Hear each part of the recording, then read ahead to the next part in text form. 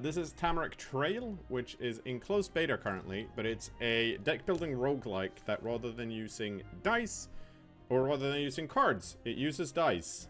See, I'm very good at expressing what I want to say at the moment. I've played like 5 or 6 runs of this, and I tend to fuck up because it gets hard. The first 2 segments are decently...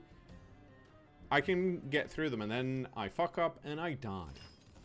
Now, this lodge here is the place where you can, if you get this type of resource that I have none of, you can upgrade a bunch of different things. I've not been able to upgrade anything except for this fountain that cost 1 resource to upgrade.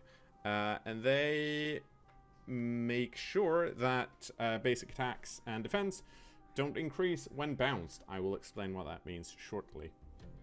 Now, the full game has 3 different characters you can play as. However, I've only got the starting character, because the other ones cost 20 and 30 of these things, and as has been mentioned, I have 0. But, let's take the detective and jump out on the trail. Yes, this is definitely Blood Bowl 4. So this is our map. As you can see, it's a multiple path thing, and then we need to get all the way over here, which is like the end. I have made it to here, and then I'm pretty sure I died because I fucked up. It starts to get hard around this area, and we have a bunch of stuff to do before then. So these are, well, treasures-ish. This is just health. So we don't necessarily need that, and I think what we want to do is run this way, because this will give us dice cores that I'll explain in a bit. And of course these are encounters. So we'll start over here. When you start as the detective, you have 2 dice that you get to throw, power around. Here are some things that you need to be aware of, because it takes a while to understand. This is you. Here are your opponents. This number here is your resolve. I currently get 7 resolve at the start of each of my turn. My opponent has 12 resolve and gets 2 at the start of their turn. Resolve is what you use to activate, not throw the dice, but then activate the abilities on the die faces. So this is a special, and we'll talk about that shortly. These up here are your wounds, and every time you're out of resolve, or you take more damage than you have resolve left, you take a wound damage. But you only take 1 regardless of how much numerical damage you take. And this is true for the opponents as well. Basically, if they have 2 wounds, I have to hit them twice to kill them. And that's the general gist of the game. Every turn, you get to throw all of your dice. I just threw them on top of each other. Now, these guys have stars on top of them, and the reason they do is because they touched, which is considered a bounce. There are certain types of deck strategies in this game that rely on you throwing your dice at each other so that they bounce. Specifically, this effect here, called the Jagged Bolt, and it applies 3 bleed per bounce, and since we bounced 1, I can do that, and it will have a negative modifier of bleed. It'll apply 3 bleed, and the next, which will do 3 damage, and the next turn it'll go down to 2. This is a basic attack, and normally, when you're starting out, a bounced attack, rather than costing 1 resolve, would cost 1 extra per bounce, but because I have that upgrade, I don't have to worry about it, so we're just going to do 5 damage. It's their turn. They are going to do 6 damage to me. But the thing we care most about here are our wounds. As long as we don't take any wound damage, we're good. Once we're out of wounds, we are dead. Now, this is just another basic attack. This is a backflip, which means we gain 1 dodge. And this is important, I then get to flip the die. So we're going to do that even though my opponent's not going to attack me, just to show you. So now I have 1 dodge, which will avoid damage from one attack. And the dice flipped over to the opposite side, which has an attack on it. we've done enough damage. So, okay. So, just so that everyone understands what's happened here. What happened was that we did damage, they took a wound, and then of course we had the bleed. But this regen kicks in before the bleed happens, meaning they got to resolve back, so the bleed then took that resolve away.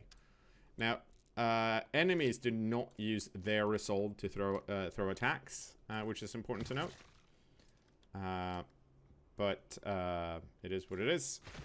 We got rid of the dodge they spawned in with, and now we get to pick a thing. This is, I haven't seen this before, I don't think. At the end of your next turn, increase armor by the amount of damage you received this turn.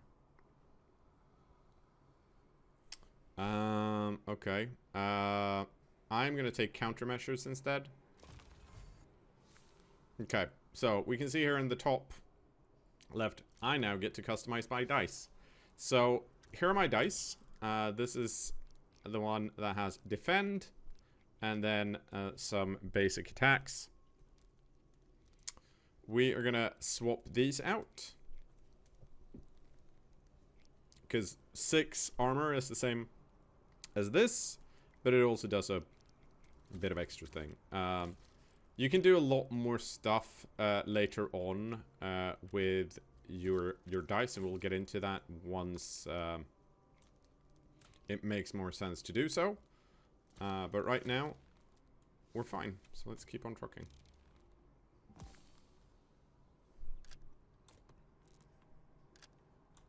Oops. Okay. Another thing to note here is that every, like, act or region of the game, the enemies have a certain ability. So in this first region, they have the ability Wild Heart, which means that they do more damage for every wound damage they take. This is usually not that big an issue. Now, normally, I wouldn't necessarily want to do a dodge here, because the dodge then exhausts, but since I get to flip it, I do more damage. So this is the exhausted side of the die. If I want to use that ability again, I have to roll this side of the die, and then I have to pay the resolve cost. So I can pay 4 resolve to get the backflip back. So I'm going to do that. We can see here, you always know what your opponent's going to do, ish. So they're going to attack next turn. They put exposed on me, which means they do 50% more damage for each stack. So normally they would do 10, so that's 2 stacks of 50, so that's 100.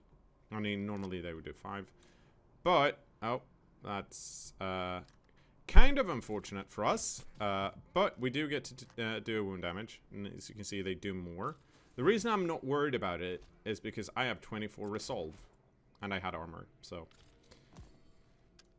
Took 6, and now we just get to do this. Boom, and that guy's dead. Okay, so let's see. Parry. Confusion is pretty good, but I don't want to be attacked. This is one of my, I'm gonna grab exploit weakness here, because this is one of my favorite types of dice at the moment. Now, unfortunately, the only way, and we'll talk about this a bit, so exploit weakness, deal 7, that's good. If the enemy has any debuffs on them currently when they get hit by exploit weakness, I get to roll to the top. I get to move this. I get to roll this to the top. The way, what they mean by top here is, I get to, this sends it up to this. I thought this would act like a die, and that one side would be like the top of the die. That's not the case. It's just in relation to this layout. So if you have any abilities that go to the right, they're always going to go from here to here, or from here to here, or from here to here. But you can always hover over them to see where they go. And it was confusing until I found that out. Okay, onwards. we can now get our first dice core. So these are special tweaks that you put inside of your die. This is going to be important later, but not right now. Right now, I just want some demon blood. You can put one dice core into each of your dice. So I'm going to put this here. It increases resolve regeneration, because my default line is 5. So now I have 6 every turn because of that demon blood. Some dice cores do specific things to specific dice. There's one that just, you do 1 more damage. They applied Swift. Double the damage for your next attack. Consumes 1 Swift. Yes, all of the dices, or all of the dice I've found at least, are... ooh, this is good, right? Because they're going to do a lot of damage. So we get to do a backflip. So now we get to avoid 1 attack. And we get to do 1 damage. We avoided the attack. Okay, good. Now, unfortunately, this is not going to flip because there are no debuffs. But I had counterattack, so they took damage. Here we go. So backstab is fun if you're doing a stealth build. I'm not. But this is just blood in the eyes, which just straight up applies bleed and blind. Excellent. We don't have anything that puts drowsy on our enemies. And also, when I did use this, the game kind of freaked out because it's in, you know, closed beta. So I'm not going to use it. But I am going to put, let's see, I tend to roll this die first. But we'll do that. So what I'd like to do is have like 1, actually we can do this, 1 offensive die and 1 defensive die. So this has more of my defense on it and this has more of my offense on it. And I try to, okay, this for whatever reason has 2 tents that we don't need, but we'll go that way anyways, because it's worst case scenario, it's better. That's good because these guys fucking suck.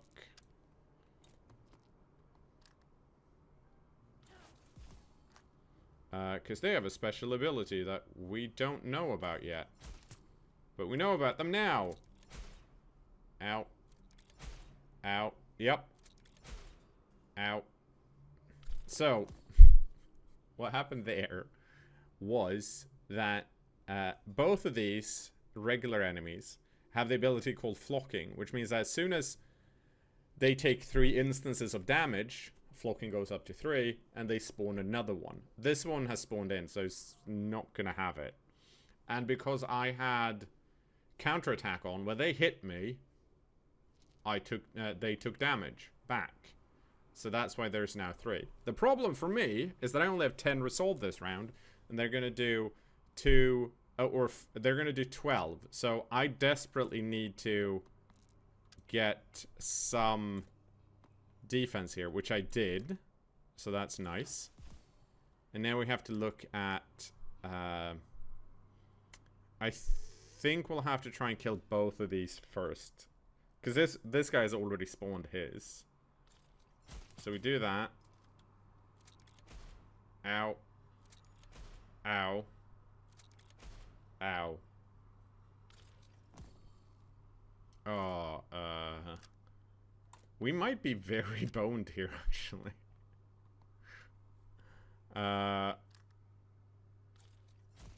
Yeah, because you'll see. It's a good thing we got 2 tents here, because they're gonna do 4 attacks worth 4. And it doesn't matter. My breakpoint here is 6. I'm gonna take 3 wound damage.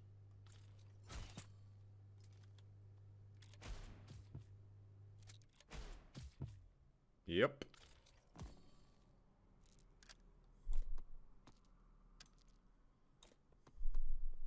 Okay.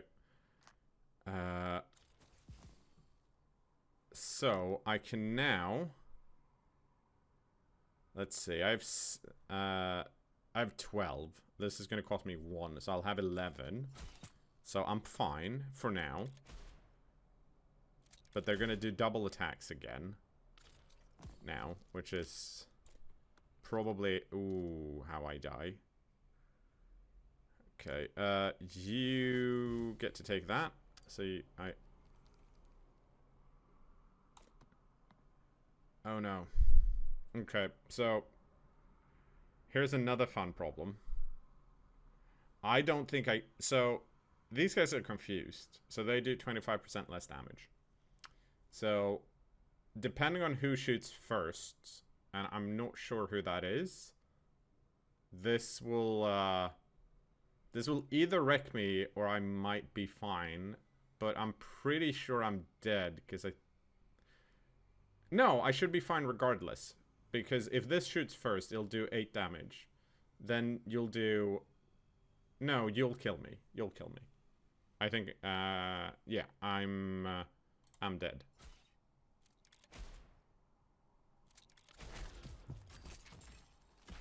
And that's how you play this. Now you know. So now we get to do... I don't think I've actually ever died that quickly. Can I... There we go. So that went all horribly wrong, but thank you so much for watching the introduction. There should be about a full playlist of a proper run-through over this general area somewhere. And there's a link down below to the demo of Tamarak Trail that's available on Steam. Thank you so much, and don't forget to do the like and subscribe stuff. Bye!